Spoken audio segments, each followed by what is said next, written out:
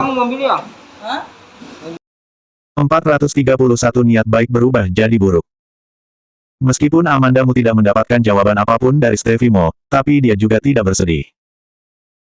Dia percaya bahwa tidak sulit bagi Ricky Mo untuk menemukan ahli hipnotis itu.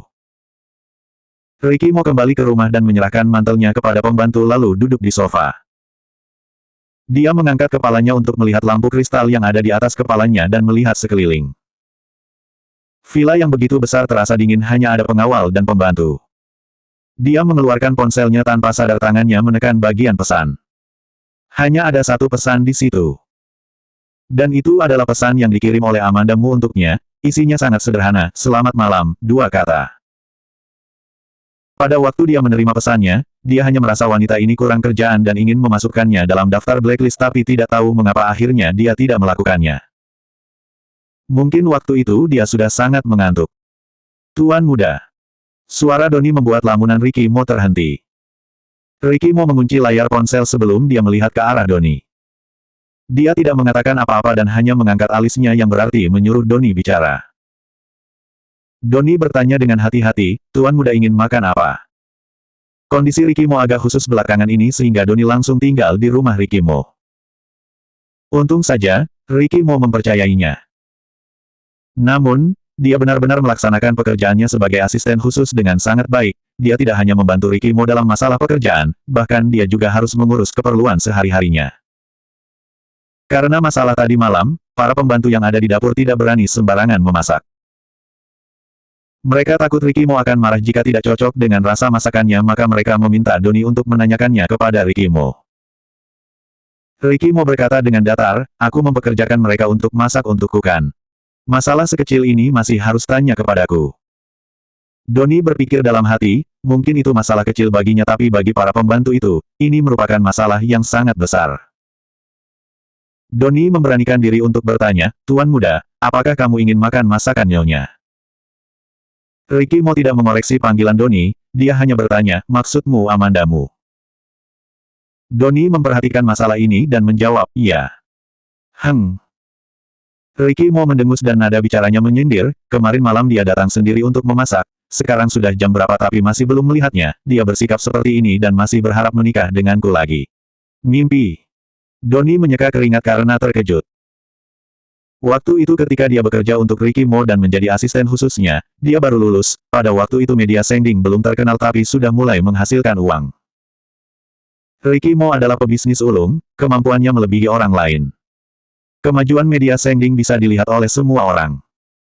Tapi, pada waktu itu Ricky Mo baru berusia 20-an dan temperamennya juga sangat buruk. Pada waktu itu Doni baru lulus dan tidak ada pengalaman, tidak seteliti sekarang, dia juga mendapat banyak omelan dari Ricky Mo. Meskipun pada waktu itu dia juga agak tidak puas dengan bos yang lebih muda darinya ini, tapi setelah melihat kekuatan Ricky Mo maka mau tidak mau dia harus mengaguminya. Doni sudah terbiasa melakukan sesuatu dengan hati-hati dan semakin mengenal Ricky Mo. Tapi, temperamen Ricky Mo tiba-tiba kembali ke waktu berusia 20-an. Sudah bertahun-tahun waktu berlalu, Doni benar-benar sedikit merasa tidak tahu harus bagaimana menghadapi Ricky Mo ini. Apakah dia harus memberitahunya bahwa sebenarnya dia yang menelepon Amandamu untuk membantunya? Apakah dia harus memberitahu Ricky Mo, dulu dia selalu memperhatikan Amandamu dan sangat menyayanginya. Sebenarnya dia samar-samar sudah mengungkitnya tapi tidak berguna. Ricky Mo tidak akan mendengarnya. Setelah Ricky Mo selesai berbicara dan tidak mendengar jawaban Doni, dia melihat ke arahnya tanpa ekspresi, "Kenapa kamu tidak bicara? Apakah aku salah?" "Tuan muda benar," Doni menjawabnya dengan serius. Ricky Mo terlihat sangat puas dengan pemikiran Doni yang sama dengannya, dia segera bertanya, "Kalau begitu, kenapa dia masih belum datang masak?" Dia benar-benar menganggap Nyonya sebagai tukang masak.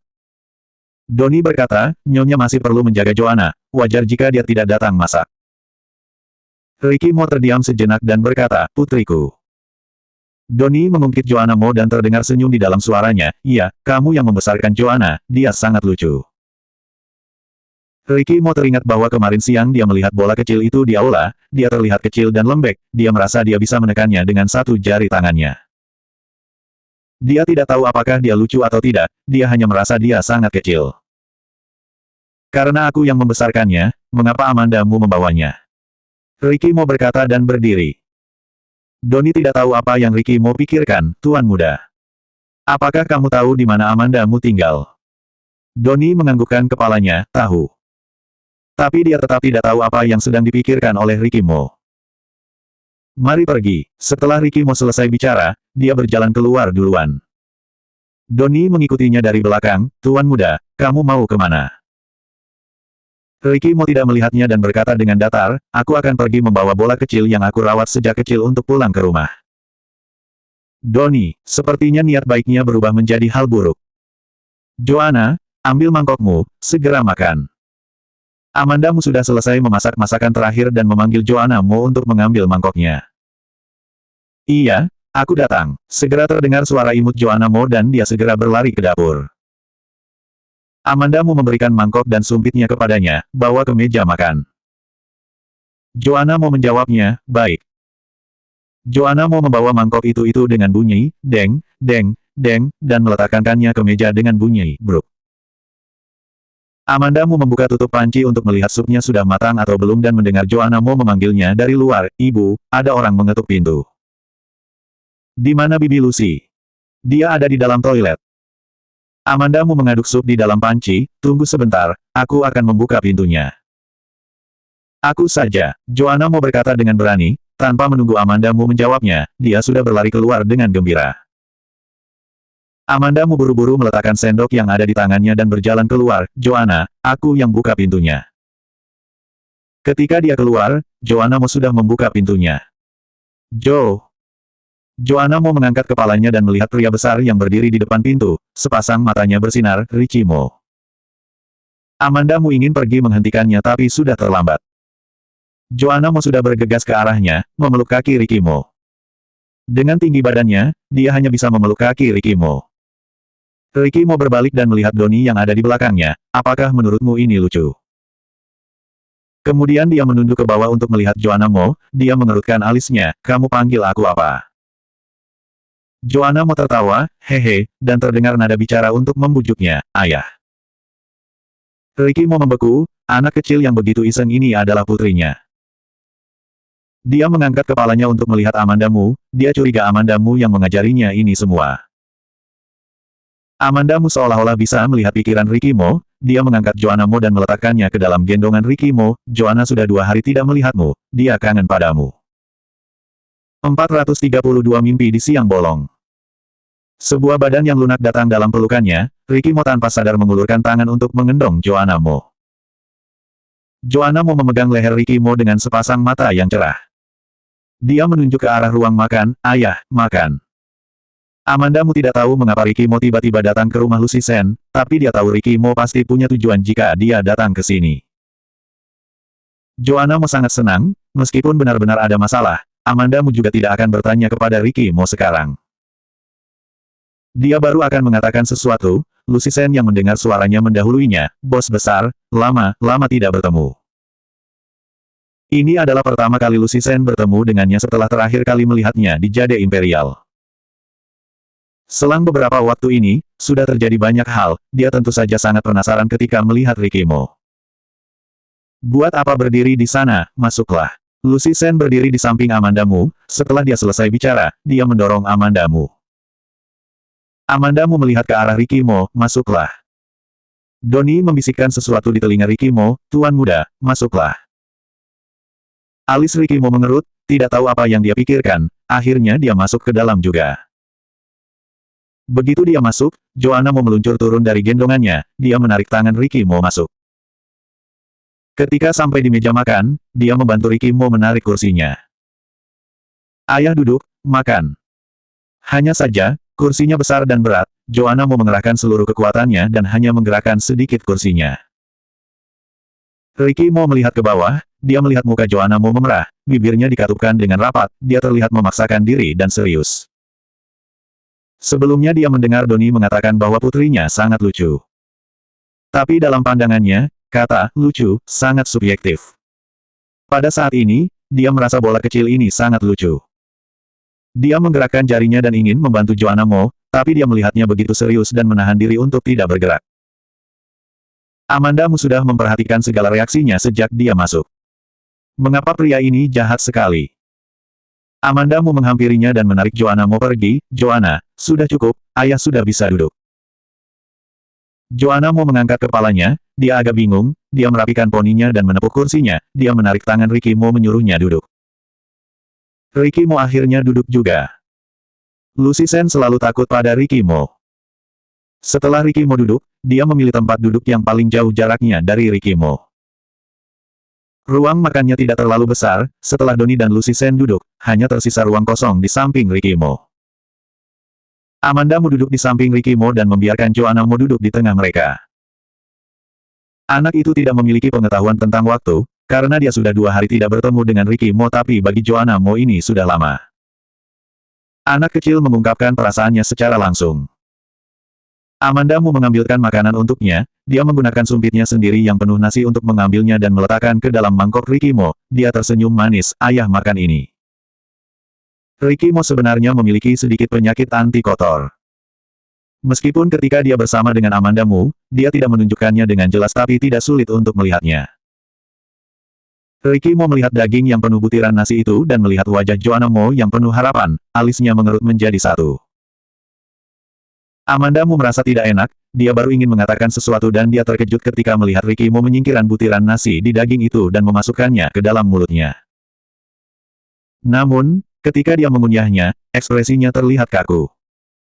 Amanda Mu merasa ingin tertawa, hanya saja, sudah bagus jika dia bersedia bekerja sama dengan Joanna, jika dia berani tertawa maka pasti Ricky Mo akan marah.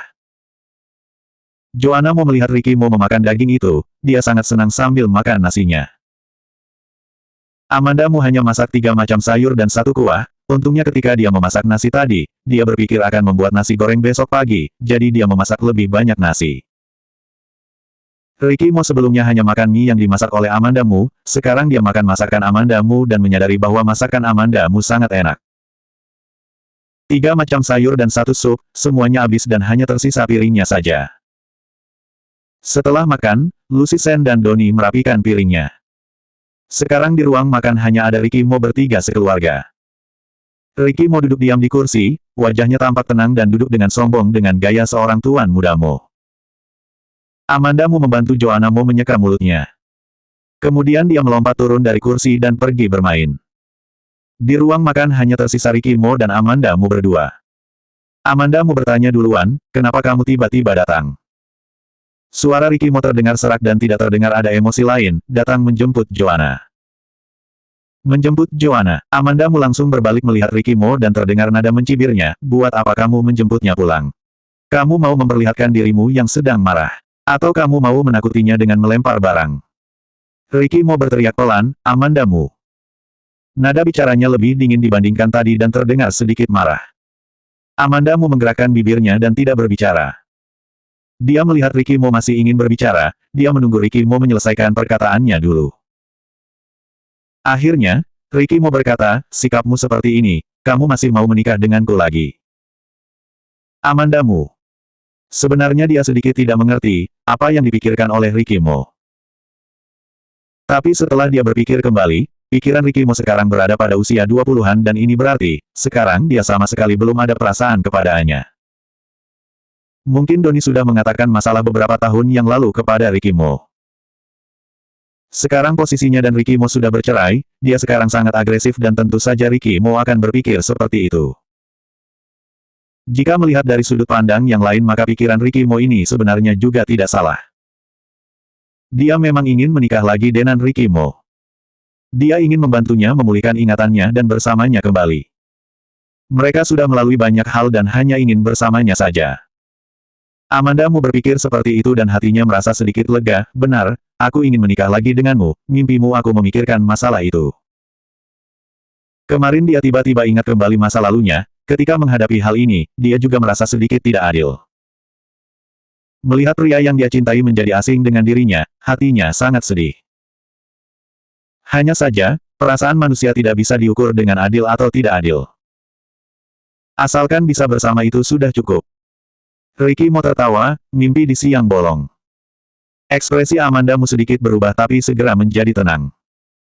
Amanda Mu mengaitkan bibirnya dan tersenyum padanya, jika hidup manusia tidak ada mimpi, maka hidup ini menjadi tidak ada artinya. Ricky Mo menatapnya sejenak, kemudian berdiri dan berkata dengan dingin, Donnie, mari pergi. Di belakang pintu dapur, Lucy Sen dan Donnie yang sedang menguping pembicaraan mereka, segera keluar. Dia merapikan bajunya dan berkata ke arah Amandamu, Nyonya, aku pergi dulu, terima kasih makanannya. 433 Apakah aku menyuruhmu bicara? Amandamu melihat ke arah Donnie dan berkata, bye-bye. Setelah itu Donnie segera mengejar Ricky Mo, Tuan Muda, aku datang. Ketika dia mendekatinya, Ricky Mo sudah berdiri di depan pintu lift, tapi dia tidak menekan liftnya.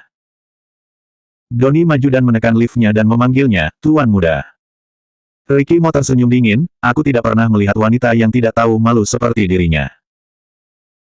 Donnie ragu untuk sementara waktu dan mengoreksi Ricky Mo, Tuan Muda, selain Nyonya, sepertinya kamu tidak mengenal wanita lainnya. Ricky Mo yang berusia 20-an, selain Stevie Mo sepertinya dia memang tidak mengenal wanita lain lagi. Setelah mengenal Amandamu, wanita yang dikenal oleh Ricky Mo juga bisa dihitung dengan jari. Ricky Mo berbalik dan menatap Donnie dengan dingin, apakah aku menyuruhmu bicara? Tidak, Donnie menunduk dan berkata dengan hormat. Ting! Kebetulan liftnya turun. Ricky Mo mendengus dingin dan berjalan masuk ke dalam lift. Donnie buru-buru mengikutinya. Dia baru masuk dan melihat Ricky Mo melihatnya dengan dingin. Dia tertegun sejenak, tidak tahu apa yang dipikirkan oleh Ricky Mo dan keluar dari lift dengan penasaran. Pada saat ini, Ricky Mo berkata kepadanya tanpa ekspresi dan dingin, turun pakai tangga. Setelah itu, dia menekan tombol untuk menutup pintu liftnya. Donnie berdiri sendirian di luar lift dengan bingung. Hampir 10 tahun berlalu, ketika memikirkannya kembali, Donnie ragu dan bertanya-tanya, bagaimana dia bisa menahan amarah Ricky Mo pada waktu itu.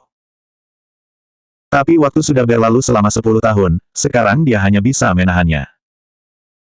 Dia berpikir dengan optimis, mungkin Tuan Muda segera memulihkan ingatannya.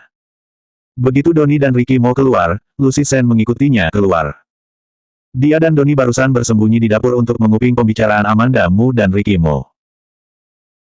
Lucy Sen menepuk pundaknya dan menghiburnya, kamu jangan menyimpan kata-kata bos besar di dalam hati, kamu anggap saja dia sekarang sedang sakit, mungkin dia akan sembuh beberapa waktu lagi. Aku baik-baik saja. Amandamu melihatnya dan menggelengkan kepala kepadanya, dulu selalu Ricky Mo yang memikirkanku, sekarang waktunya aku melakukan sesuatu untuknya. Lucy Sen mengerutkan keningnya, meskipun seperti itu tapi kamu jangan membuat dirimu sendiri menderita. Tidak akan. Ketika Amandamu memikirkan ini, dia tersenyum, sebenarnya Ricky Mo memiliki sedikit penyakit anti kotor, sebelumnya Joanna mengambilkan makanannya untuknya tapi dia tetap memakannya, hati ayah anak terikat, dia bukan sama sekali tidak memiliki perasaan terhadap Joanna. Bagaimana denganmu? Lucy Sen teringat kata Ricky Mo tentang, mimpi di siang bolong, tadi dan tidak bisa untuk tidak menghela napas. Ekspresi Amandamu terlihat sedikit tidak nyaman, dia juga bukan sama sekali tidak ada perasaan kepadaku. Lucy Sen tidak mengerti, Cukup dulu, Amandamu mengganti topiknya, aku ingin membawa Joanna mandi dan tidur. Lucy Sen bertanya dengan penasaran, kamu belum menyelesaikan perkataanmu. Katakan lebih rinci, bagaimana perasaan bos besar tentangmu? Amandamu hanya tersenyum padanya dan langsung membawa Joanna Mo mandi. Dia mengambilkan air untuk Joanna Mo sambil memikirkan masalah yang terjadi kemarin. Kemarin dia pergi ke rumah Ricky Mo, setelah selesai memasakkan mie untuknya, terakhir dia mencuri menciumnya.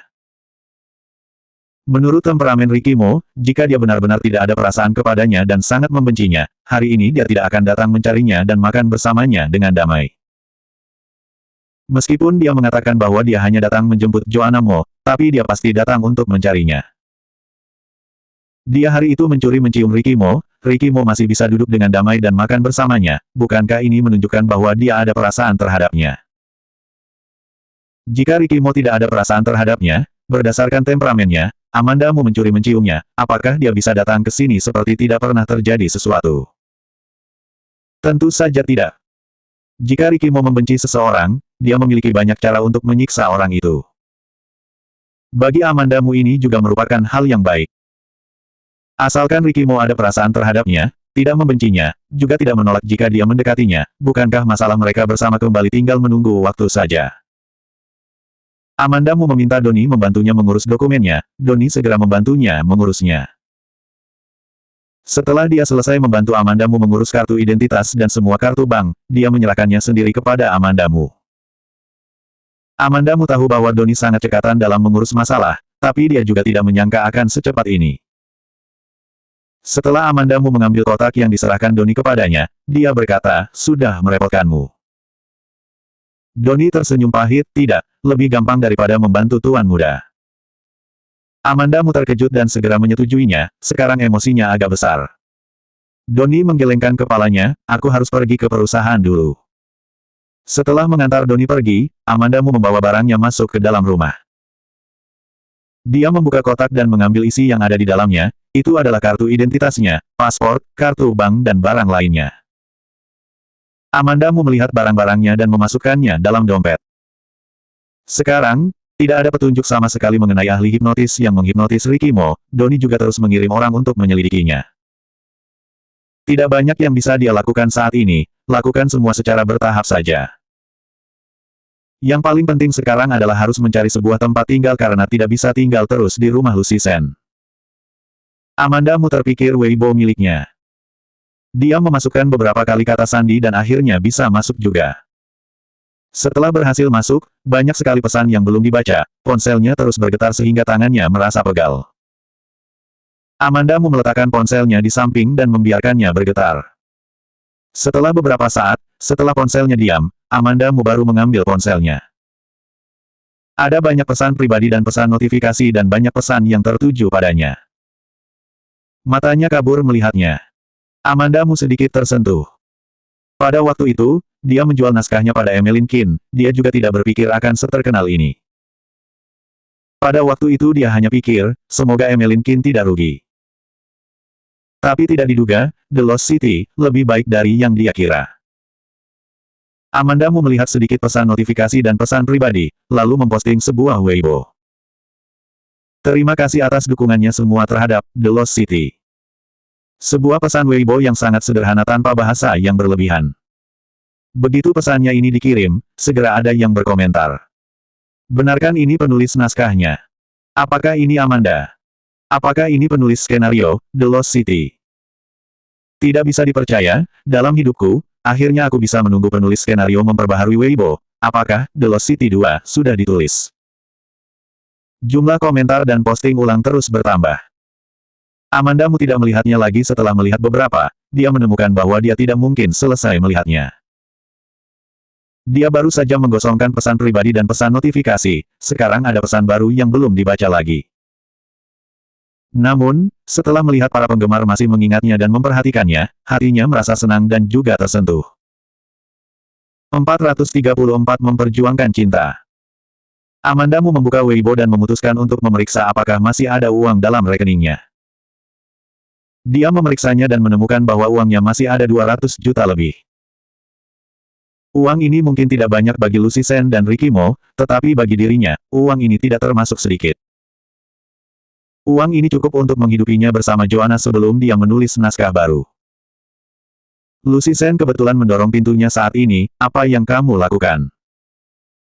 Aku merapikan barangku. Amandamu menunjukkan dokumen barunya kepada Lucy Sen. Lucy Sen berada di dalam kamar tadi dan dia tidak tahu Doni datang mengantarkan barang kepada Amandamu, siapa yang membantumu mengurusnya? Aku minta Doni membantuku mengurusnya.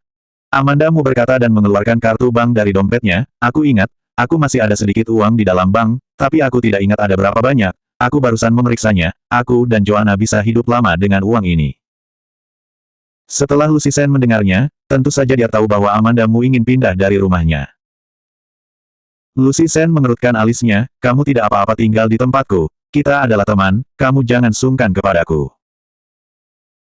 Aku tahu maksudmu baik, tapi aku ingin merawat dan membesarkan Joanna, aku juga punya kehidupanku sendiri, aku masih belum sampai pada tahap jalan buntu, sebenarnya semuanya berkembang ke arah yang baik. Lucy Sen baru bangun dari tidur, rambutnya sedikit berantakan, Amandamu membantunya merapikan rambutnya, jika kamu sedang istirahat di rumah, jangan pesan makanan dari luar terus, minta James Gu datang memasakkan untukmu. Lucy Sen segera menjawabnya, apa yang kamu bicarakan, James Gu kan tidak bisa masak. Kamu tidak menyangkalnya kan? Kalian berdua, iya, Amandamu mengangkat dagunya dan menggodanya. Aku tidak tahu. Lucy Sen menggelengkan kepalanya, senyum di wajahnya menghilang, bahkan jika aku dan James Gu tidak bersama, kami juga masih teman, orang dekat, kamu mengkhawatirkanku ya. Lucy Sen berkata dan menabrak bahu Amandamu. Melihat Amandamu masih melihatnya, dia tersenyum dan berkata, setidaknya aku lebih kaya darimu, rumah, mobil, tas, pakaian branded, aku punya semua yang aku inginkan, kamu khawatirkan dirimu saja. Amandamu mengangguk dengan serius, ya, perkataanmu masuk akal. Lucy Sen adalah orang yang punya pemikirannya sendiri. Dia dan Lucy Sen sudah berteman selama bertahun-tahun. Mereka punya kemiripan. Mereka percaya bahwa cinta bukanlah segalanya dalam hidup ini. Makna kehidupan seharusnya lebih luas. Tapi, mereka juga akan memperjuangkan cinta. Lucy Sen berkata dengan serius, jika kamu mau pindah, aku akan menyuruh manajerku untuk mencari rumah untukmu, dia sangat ahli dalam hal ini, kamu susah mencari rumah sambil membawa anak. Amandamu menjawabnya, baik. Pada siang hari, Amandamu memeriksa Weibo-nya. Dia menemukan, Weibo yang dia kirim pagi tadi sudah diposting ulang dan dilike lebih dari 10.000 kali, juga ada puluhan ribu komentar. Orang yang memposting ulang, bukan hanya artis dan sutradara dalam industri hiburan juga ada YouTuber yang banyak pengikutnya. Lucy menghampirinya dan terlihat sedih, kamu masuk ke Weibo ya. Kenapa kamu tidak memberitahuku sehingga aku bisa menjadi orang nomor 1 yang mempostingnya? Amandamu tidak berdaya, aku hanya mengirim sebuah Weibo untuk mencobanya. Lucy Sen juga mengeluarkan ponselnya sendiri dan memposting ulang Weibo baru Amandamu. Lucy Sen, rasanya sepertinya aku sudah lama menunggumu, akhirnya kamu kembali, maka pertanyaannya datang, apakah penulis-menulis naskah The Lost City 2? Love at Mumu, terima kasih atas dukungannya terhadap The Lost City. Amandamu sedang melihat Weibo, dia juga melihat Weibo yang dikirim Lucy Sen untuknya, dia mengklik Lucy Sen dan memfollow Lucy Sen. Setelah mengklik, dia baru menemukan bahwa mereka saling memfollow. Ini berarti Lucy Sen sudah memfollow-nya sejak awal. Ketika dia pertama kali membuat akun Weibo ini, dia tidak memfollow Lucy Sen, dia juga meminta Lucy Sen untuk tidak menghubunginya. Karena pada waktu itu reputasinya tidak terlalu bagus dan Lucy Sen sedang dalam masa kejayaan, meskipun bukan terkenal sekali tapi selalu saja ada berita mengenai dirinya. Dia takut mempengaruhi Lucy Sen. Amandamu bertanya, sejak kapan kamu follow aku? Tentu saja sewaktu The Lost City ditayangkan, penggemarnya terus bertambah, internet penuh dengan diskusi tentang The Lost City, sebagian besar dilakukan oleh tim produksi untuk membuat beritanya jadi besar, tapi sebagian lagi adalah diskusi dari netizen. Ketika membicarakan kondisi waktu itu, Lucy Sen terlihat lebih semangat dari Amandamu. Amandamu pernah memeriksa di internet sebelumnya, The Lost City ditayangkan secara online pada tahun kedua setelah proses syuting. Itu adalah tahun di mana dia dan Ricky Mo mengalami ledakan di pulau kecil itu. Jaraknya sampai sekarang kira-kira 2 tahun yang lalu. Banyak produsen dan sutradara yang ingin bersamamu dalam 2 tahun terakhir, kamu juga tidak perlu takut jika naskahmu tidak akan laku kelak, karena kamu sudah menjadi terkenal maka kamu harus memilih mitra kerja samamu. Lucy Sen lebih lama bergelut dalam bidang ini dibanding Amandamu, dia tidak bisa menahan dirinya untuk membagikan sedikit pengalamannya kepada Amandamu. Sebenarnya dalam hati Amandamu sedang memikirkan Emeline Kin. Jika Emeline Kin mencarinya, dia mungkin masih akan bekerja sama dengan Emeline Kin lagi.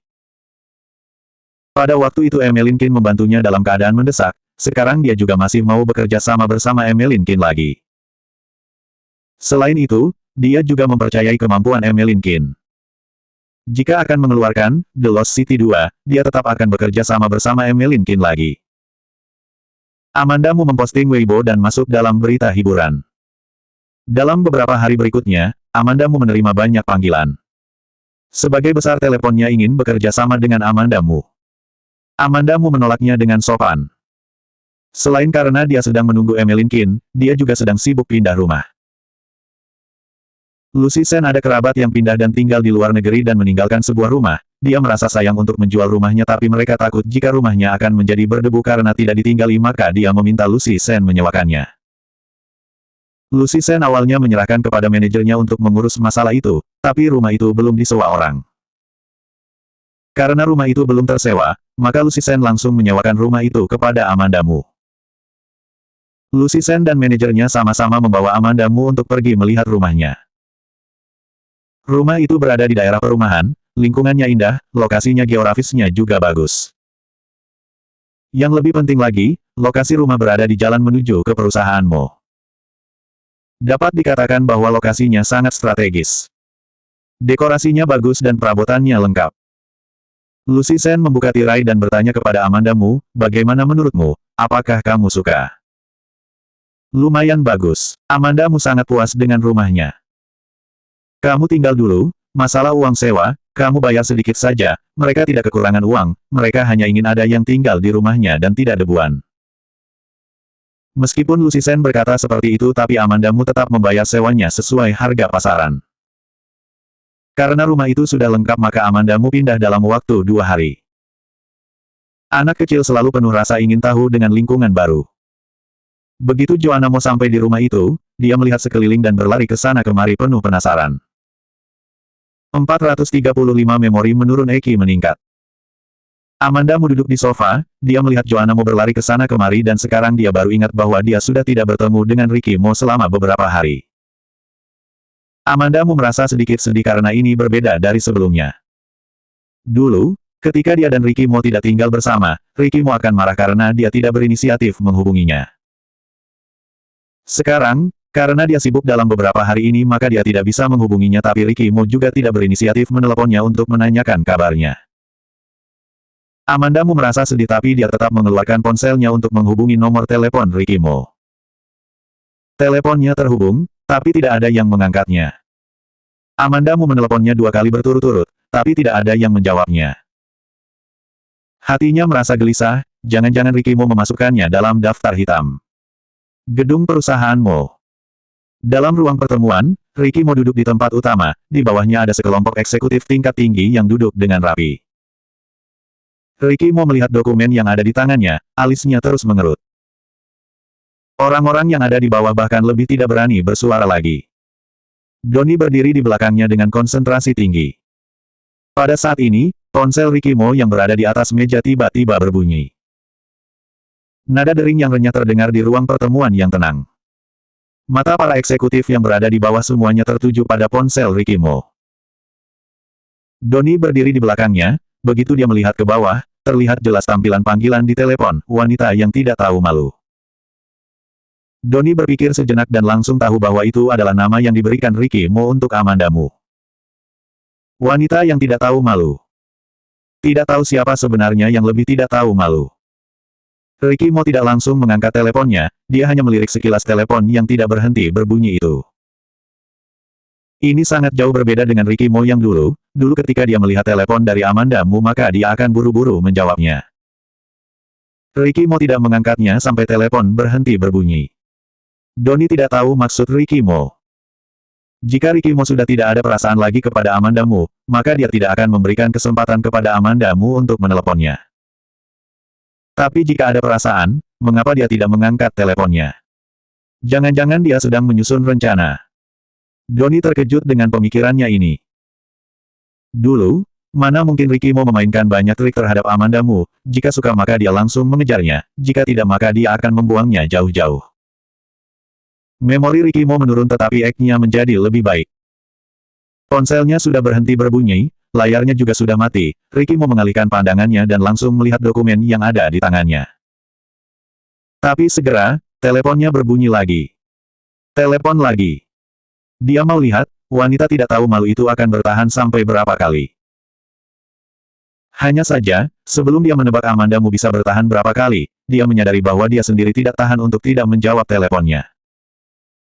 Dalam beberapa hari ini, Amandamu tidak berinisiatif mencarinya juga tidak menghubunginya.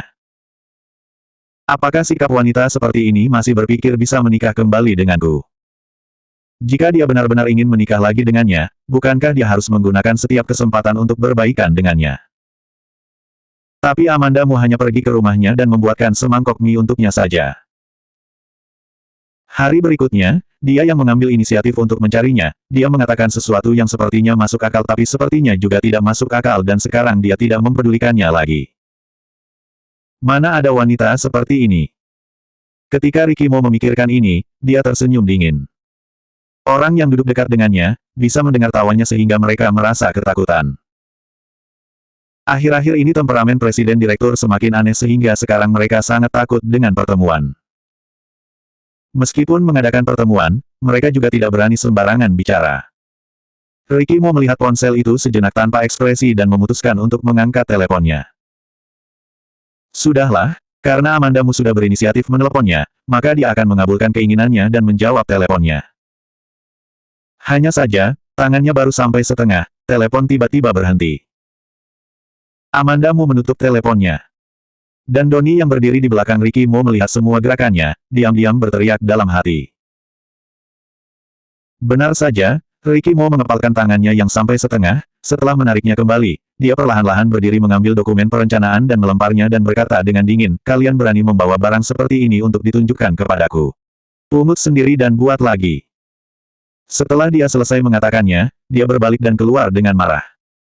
Donnie segera mengambil ponsel Ricky Mo dan mengikutinya. Setelah masuk ke dalam kantor Presiden Direktur, Ricky Mo mengambil air yang ada di atas meja dan meminumnya, dia menarik dasinya dan berjalan bola-balik di depan meja kerja. Dia terlihat marah dan juga gelisah. Donnie berdiri di samping, ketika Ricky Mo berhenti, Donnie baru berjalan menghampirinya dan memberikan ponsel kepadanya, Tuan Muda, ponselmu. Ricky Mo menatap telepon itu selama beberapa detik dan berkata dengan dingin, buang. Donnie. Tapi, Ricky Mo sudah mengatakan seperti itu, maka dia hanya bisa mengambil ponselnya dan melemparkannya ke dalam tong sampah yang ada di samping. Setelah Donnie membuang ponselnya dia melihat ke arah Ricky Mo, jika tidak ada hal lain lagi, maka aku keluar dulu. Ricky Mo melambaikan tangannya untuk menyuruhnya keluar. Setelah Donnie keluar Ricky Mo melepas dasinya dan duduk di belakang meja. Tapi ketika dia baru duduk, ponsel di dalam tong sampah berbunyi sekali lagi. Amandamu meneleponnya lagi. Alis Ricky Mo mengerut sebentar, membungkuk dan memungut ponsel itu.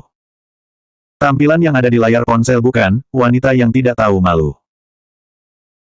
Ricky Mo marah dan menjawab teleponnya, James Gu, kamu lebih baik mencariku karena ada sesuatu yang sangat penting, jika tidak. Dia tidak menyelesaikan perkataannya tetapi tertawa dingin. Dia hanya mengatakannya setengah dan terdengar lebih menakutkan. James Gu tidak tahu kenapa Ricky Mo marah dengannya. Kondisi Ricky Mo tidak menentu, terakhir kali dia akhirnya setuju dengannya untuk minum ke rumah Ricky Mo, tapi dalam sekejap mata, Ricky Mo sudah menjadi seperti ini. Setelah memikirkan ini, semua kecurigaan James Gu hilang dan hatinya tenang. James Gu mengganti topiknya, Amanda sudah pindah rumah, dia bilang akan mengundang semua orang makan, apakah kamu mau pergi? Amandamu baru saja meneleponnya dan mengatakan Ricky Mo tidak mengangkat teleponnya dan menyuruhnya mencoba meneleponnya, dia tidak menyangka Ricky Mo akhirnya mengangkat teleponnya. Jika digambarkan dengan istilah yang populer di internet, James Gu sekarang sedang cari mati sendiri. Amanda, memanggilnya dengan begitu akrab. Ricky Mo bertanya dengan dingin, apakah kamu sangat akrab dengan Amandamu? James Gu bisa mendengar bahwa ada yang salah dengan bicara Ricky Mo, dia berkata untuk menyelamatkan dirinya, tidak akrab, istriku akrab dengannya. Ricky Mo mengerutkan alisnya, sejak kapan kamu menikah? James Gu merasa Ricky Mo sedang menusuk hatinya saat ini. Dulu dia dan Lucy Sen memang tidak ada masalah tapi selalu terasa ada yang salah. James Gu berkata, belum nikah, aku memanggilnya seperti ini untuk memuaskan diriku sendiri. Ricky Mo terus menusukkan pisau di dadanya, apa bagusnya menikah? Amandamu akhir-akhir ini selalu mengejarku dan ingin menikah lagi denganku. Selanjutnya 436 itu bukan gayanya.